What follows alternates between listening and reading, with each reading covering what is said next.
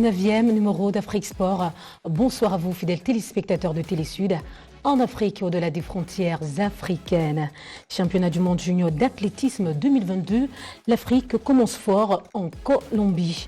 Jeux du Commonwealth, la compétition débutée le 28 juillet dernier, s'achèvera le 8 août prochain avec des pays africains en lice.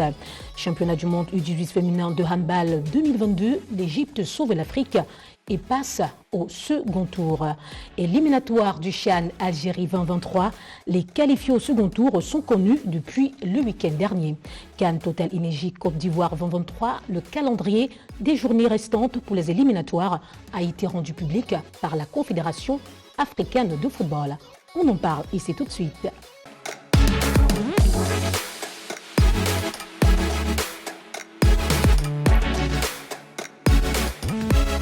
Le meilleur de l'actualité sportive de l'Afrique, c'est sur Télé-Sud.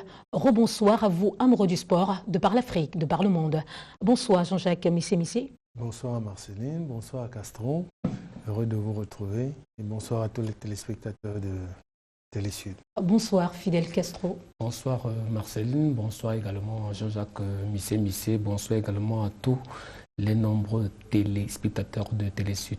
CAN Total Énergie Côte d'Ivoire 2023, le calendrier des journées restantes pour les éliminatoires a été rendu public par la Confédération africaine de football. Initialement prévu en septembre prochain, les 2 prochaines journées des éliminatoires de la CAN 2023 avaient été reportées par la Confédération africaine de football. Une décision qui faisait suite à l'engagement du comité exécutif à offrir plus de temps de préparation aux nations africaines qualifiées pour la Coupe du Monde de la FIFA prévue en novembre et décembre 2022. Dimanche dernier, l'instance fêtière du football africain a communiqué les nouvelles dates des éliminatoires. Ainsi, les journées 3 et 4 des éliminatoires de la Coupe d'Afrique des Nations Total Énergie, initialement programmées en septembre 2022, auront désormais lieu du 20 au 28 mars 2023. La 5e journée, quant à elle, se déroulera du 12 au 20 juin 2023 et la 6e journée du 4 au 12 septembre de la même année. En fin de compte, le report de ces journées fait du bien aux équipes africaines engagées. Jean-Jacques Missé-Missé. Est-ce que ça fait du bien? Peut-être oui, peut-être non. Ouais. Parce qu'il y avait ces matchs serviraient de préparation pour la Coupe du Monde immédiatement. Ça les mettra en compétition. Mais ici, la CAN a décidé de reporter ces matchs. Est-ce que c'est pour une... Moi, je pense qu'ils auraient peut-être mieux fait de jouer en septembre. Ça aurait mis, on aurait permis de voir certains joueurs et tout pour la préparation de la Coupe du Monde. Ça aurait servi au lieu des matchs amicaux. Mais bon, il a fallu que... Peut-être la Côte d'Ivoire avait ses problèmes, comme on a connu certains problèmes au Cameroun, ouais. Où il a fallu reporter la CAN à 2022. Donc je pense que c'est pour un bien, c'est pour qu'on ait des infrastructures. Laissons les Ivoiriens se préparer convenablement. Vous faites bien de le relever, Jean-Jacques Missé-Missé. Le report de la Coupe d'Afrique des Nations commence à devenir une habitude pour la CAF. Oui, ça devient une habitude. Enfin, pas pour l'instance fêtière de l'Afrique, mais je pense que les pays ne sont pas prêts. Les pays ne sont pas prêts. Le niveau d'infrastructure, le cahier des charges de la CAF a atteint un autre niveau. Un autre niveau dont il faut recevoir 24 nations. Donc c'est un peu lourd, c'est plus lourd que par le passé. Et je pense que les pays ont besoin de temps. Et la CAF a besoin de s'adapter, la CAF a besoin d'adaptation pour que ces pays soient prêts pour ces canaux. La Confédération africaine de football qui a besoin d'adaptation. Fidel Castro, on a comme l'impression que l'Afrique, dans certains pays d'Afrique, on a du mal à organiser de grandes compétitions et ce attend. Du mal à organiser, je ne dirais pas non, parce qu'au vu des neiges échéances qui se sont organisées en Afrique, on a bien compris que ce soit la Coupe d'Afrique des Nations version masculine, que ce soit la Coupe d'Afrique des Nations version féminine, la CAF a tenu ces délais. Je pense que plutôt qu'il y a un problème de lobbying qui se pose, parce que si on prend l'exemple de la Copa América, qui depuis 3 ou 4 ans a du mal à pouvoir se tenir, compte tenu des exigences sanitaires et même sportives, je pense que la CAF, même si je n'ai pas beaucoup d'amis de ce côté, a fait beaucoup de progrès. Mais simplement, ce qu'on voudrait dire, c'est qu'on se rend quand même en évidence qu'on on a eu une difficulté entre le passage de M. Issa Hayatou et les comités exécutifs actuels qui n'ont pas pu, alors que Issa Hayatou avait mené un combat depuis pratiquement 30 ans pour maintenir une date pour la Coupe d'Afrique des Nations.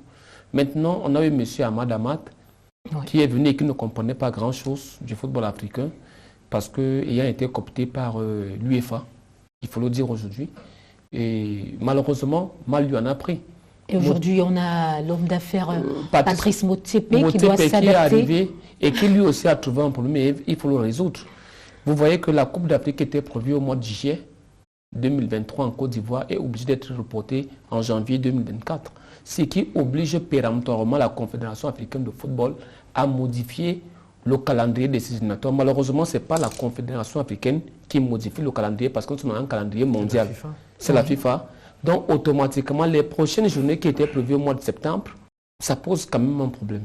Tout ce qu'il faut dire aujourd'hui, c'est que je suis un peu dérangé. Dérangé simplement parce que, est-ce que c'est bien pour la Confédération africaine de football?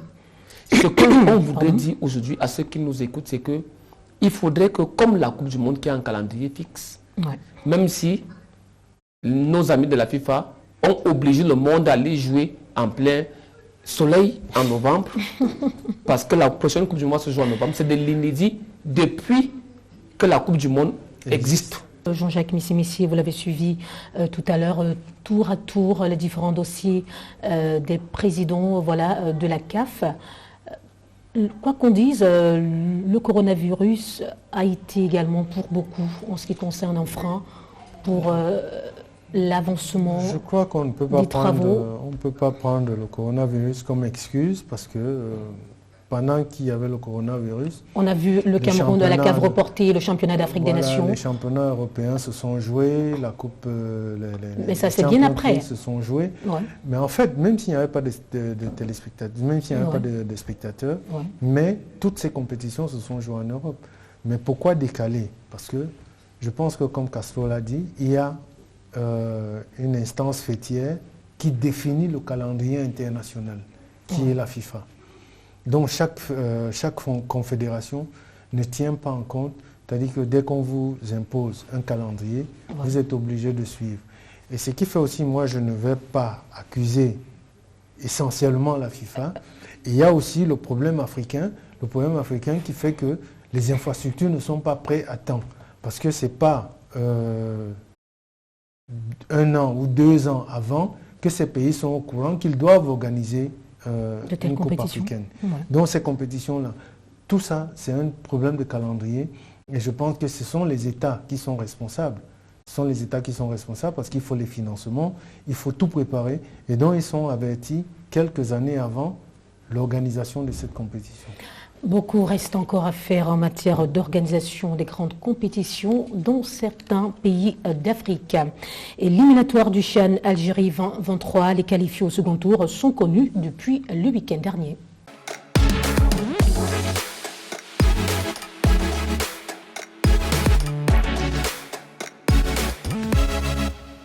Le championnat d'Afrique des Nations CHAN 2023 est prévu du 8 janvier au 5 février 2023 en Algérie. Le premier tour des éliminatoires de cette 7e édition de la compétition réservée aux joueurs évoluant sur le continent africain entre le 22 juillet et le week-end dernier.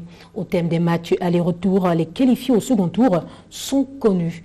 Il s'agit pour la zone Ouest A du Sénégal qui a défait le Libéria, de la Guinée-Bissau qui laisse la Gambie sur le tapis, la Sierra Leone qui a pris le dessus sur le Cap-Vert.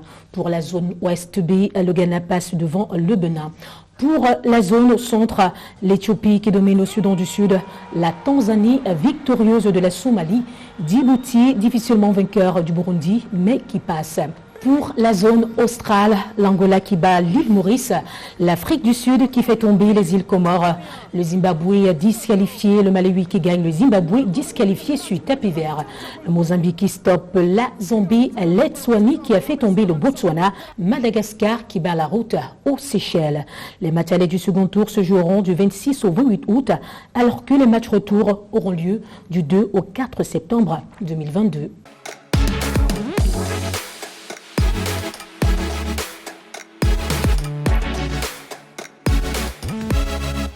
Championnat du monde U18 féminin de handball 2022, l'Égypte sauve l'Afrique et passe au second tour.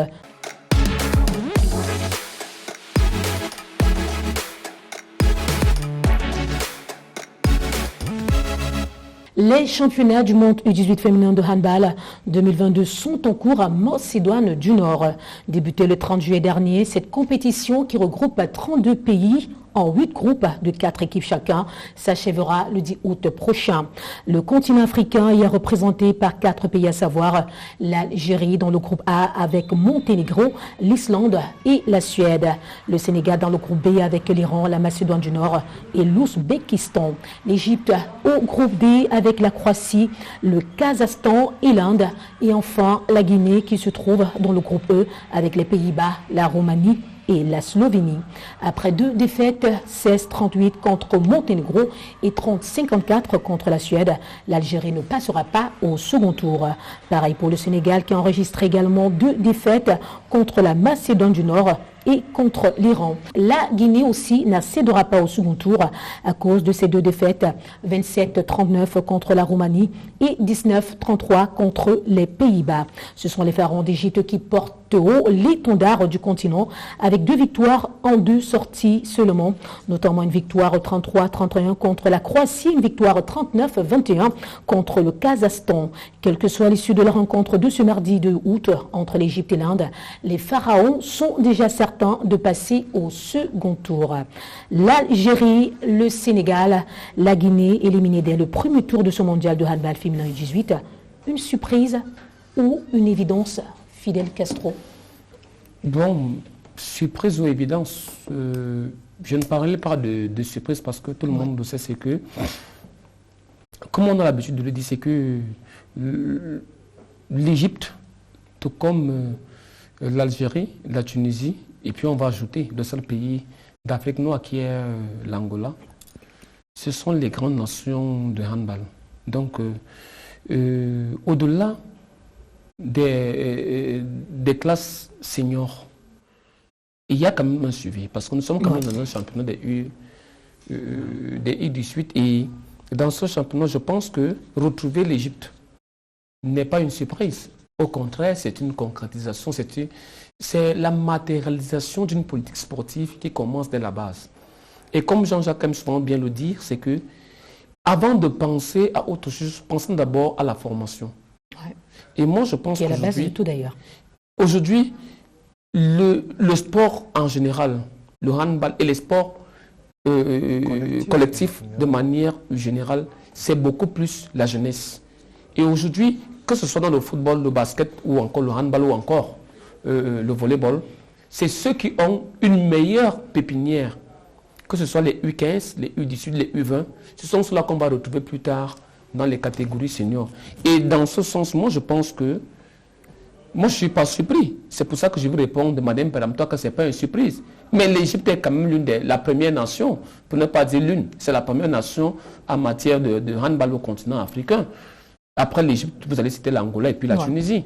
Donc moi, je pense qu'aujourd'hui, l'Égypte est dans sa politique. Alors, justement, des pharaons d'Égypte avec 2 victoires et surtout en gagnant la redoutable équipe de la Croatie, l'Égypte est plus que jamais le sauveur du continent africain.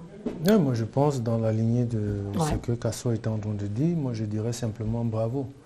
Bravo parce que c'est la continuité dans le travail. Donc, ils ont une équipe senior qui fait des résultats et ils préparent déjà, parce que ceux-là iront en retraite, donc ils préparent déjà la relève. Et il faut voir que parmi ces jeunes qu'on voit aujourd'hui, dans ces U20, ces U18, dans 2 ans, dans 3 ans, ce sont les mêmes qu'on va retrouver en sélection A. Donc, comme je le dis toujours, allons-y dans la préparation, faisons ce qu'il faut, préparons la relève, parce que c'est comme ça. On dit toujours, il faut suivre ce que les anciens ont fait, mais si les jeunes qui arrivent suivent très bien ce que les anciens ont fait, ils vont dire, ok, c'est à nous d'écrire notre page d'histoire, et ils le feront.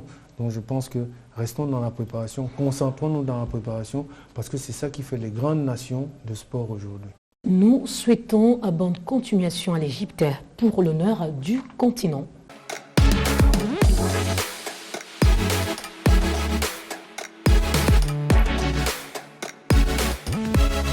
Jeux du Commonwealth 2022, la compétition débutée le 28 juillet dernier s'achèvera le 8 août prochain avec des pays africains en lice.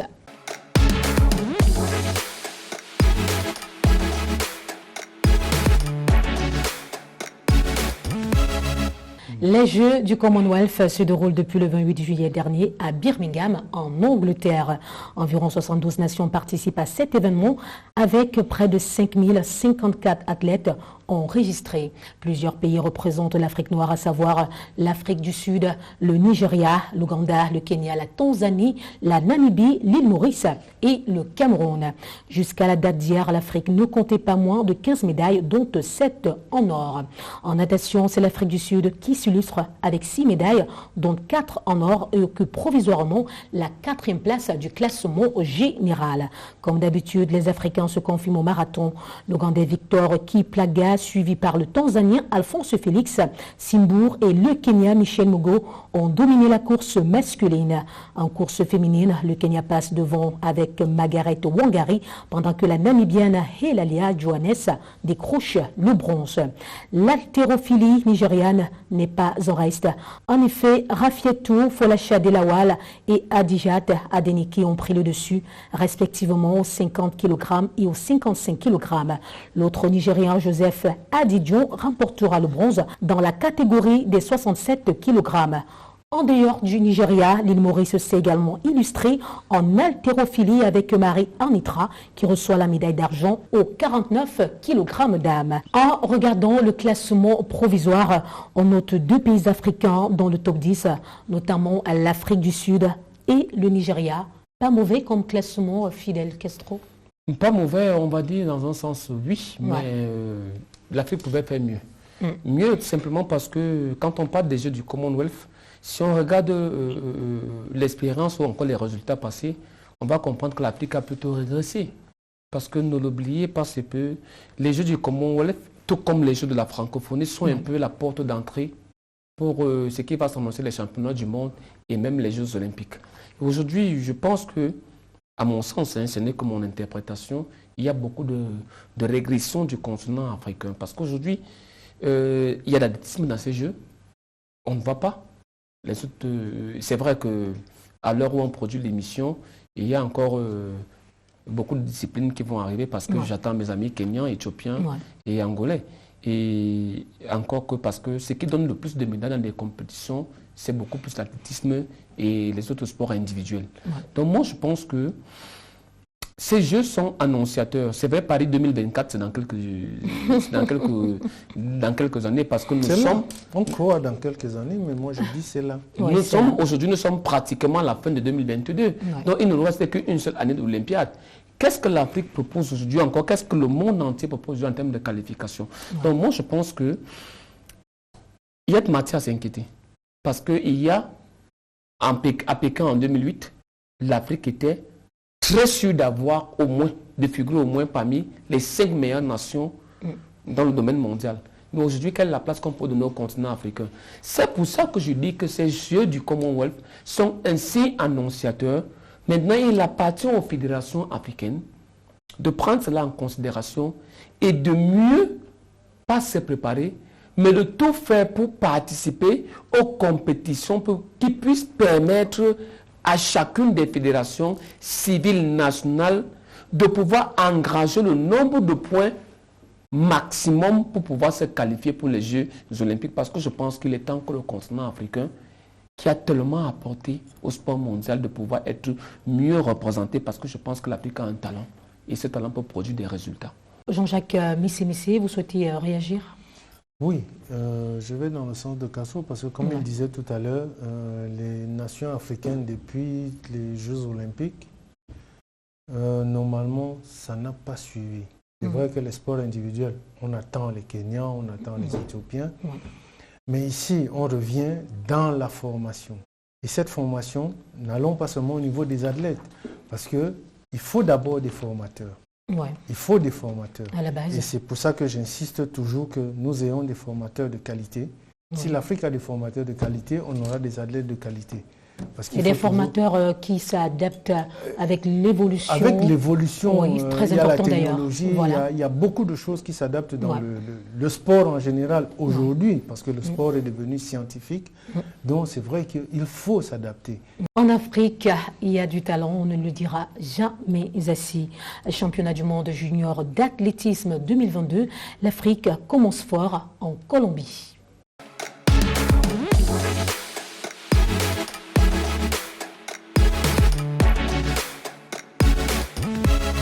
La 19e édition des championnats du monde junior d'athlétisme se déroule du 1er au 6 août 2022 à Cali, en Colombie.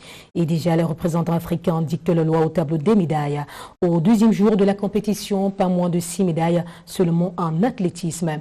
En effet, aux 5000 mètres hommes, l'Éthiopien Adissou Iyoun a remporté l'or en 14 minutes 3 secondes et 5 tierces, suivi par deux Érythréens, Mehawi Mebratou et Hapton Samuel, respectivement en argent 14 minutes 3 secondes et 33 tierces, et en bronze 14 minutes 3 secondes et 67 tierces. Aux 3000 mètres dames, c'est la Kenyane Betty Chilangat qui coiffe sur l'or en 9 minutes 1 seconde et 3 tierces.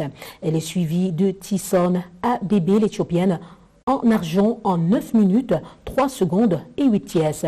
Et d'une autre Kenyane, Nancy Cherop, pour la médaille de bronze en 9 minutes, 5 secondes, 98 tierces. Après les mondiaux d'athlétisme senior, ce sont les juniors africains qui s'illustrent positivement à ces championnats du monde junior d'athlétisme. Qu'on peut dire, la relève ne vient pas de loin. Fidel Castro. Oui, la relève, quand on dit la relève ne vient pas de loin, elle est là.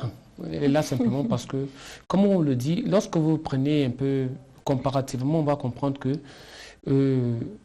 il faudrait, parce que nous sommes dans une perspective de préparer les Jeux Paris 2024, qui sont les Jeux Olympiques. Ailleurs, ce ne sont pas ceux qui ont gagné en 2018 ou en 2014, mais c'est plutôt ceux qui ont gagné en junior qu'on prépare pour les prochaines Olympiades. Donc moi, je pense que, et surtout que l'Afrique est arrivée à... Excusez-moi du terme, mais l'Afrique est arrivée à ce qu'on appelle aujourd'hui l'apogée. Ouais. Et je pense que ces championnats sont bienvenus parce que le continent africain doit préparer sa relève. Et parce que le continent africain doit préparer sa relève, je pense qu'il est temps qu'on investisse plus vers les compétitions dites mineures, c'est-à-dire les cadets, les juniors, parce que c'est ça qui prépare l'Afrique vers les meilleurs résultats. Ouais. Paris 2024 est peut-être très proche. Ouais. C'est mon avis, parce que je pense que l'objectif aujourd'hui n'est plus d'aller jouer les seconds rôles, mais de jouer les premiers rôles. Mais en 2024, c'est très proche. Je pense que ces juniors seront meilleurs pour la prochaine Olympiade, non pas Paris, mais la prochaine. Ce qui est appréciable ici est que les deux genres se challengent. L'athlétisme en Afrique n'est donc plus une affaire d'hommes. Non, c'est plus une affaire d'hommes. Et justement, comme Castro le disait tout à l'heure, c'est une question de préparation. La préparation, je vais juste prendre une petite parenthèse. Le champion du monde, le champion olympique et tout ça, toute catégorie en judo, qui est Teddy Riner, il a commencé ses entraînements depuis un moment parce qu'il prépare 2024. Donc il prépare les Jeux olympiques en France. Donc, comme Castro disait tout à l'heure, nous avons des jeunes qui sont en train de s'illustrer aujourd'hui en championnat junior, qui doivent normalement représenter l'Afrique en 2024, si on les prépare bien. Et ça dépend des politiques. Je pense que les politiques aujourd'hui doivent mettre l'accent parce que quelle est la meilleure représentation d'un pays, quel est le meilleur ambassadeur aujourd'hui pour montrer, pour parler de l'image d'un pays, c'est le sport. Ce n'est pas le sport qu'on connaît le pays. Aujourd'hui, tout le monde parle du Cameroun. Si le Cameroun n'arrivait pas en 90 en quart de finale de la Coupe du Monde, Roger Mila, Oumam et tout ce que ça veut, tous ces joueurs qui étaient là, je pense que... Comment revient tout le monde parle de l'Afrique du Sud à travers la sélection à travers la sélection sud-africaine arc-en-ciel. Donc je pense qu'aujourd'hui, le sport que nos dirigeants africains, je ne veux pas parler politique, mais ils sont concernés. Au premier plan, ils sont concernés. Qu'ils mettent les moyens qu'il faut pour préparer la jeunesse. Et cette jeunesse-là n'ira pas divaguer dans les boîtes de nuit, n'ira pas divaguer dans certaines choses. Ils se concentreront sur le sport. Moi, je prends mon exemple. J'ai commencé dans le canon minime, dont nous avons gagné la première édition de la Coupe Top. Nous avons grandi jusqu'à ce que nous soyons footballeurs professionnels. Donc c'est un suivi. Quand il y a les moyens, je pense que les résultats suivent. Alors je fais appel à tous les dirigeants africains aujourd'hui qu'ils sachent qu'en investissant dans le sport, ça nous fait moins de délinquants et ça fait en sorte que nous avons des grands champions. Pour la suite de cette compétition, nous souhaitons beaucoup d'autres médailles aux athlètes africains. C'est la fin de ce 19e numéro d'Afrique Sport. Merci Fidel Castro, Jean-Jacques Missé. Merci à vous, fidèles téléspectateurs de Télé Sud, d'avoir été des nôtres.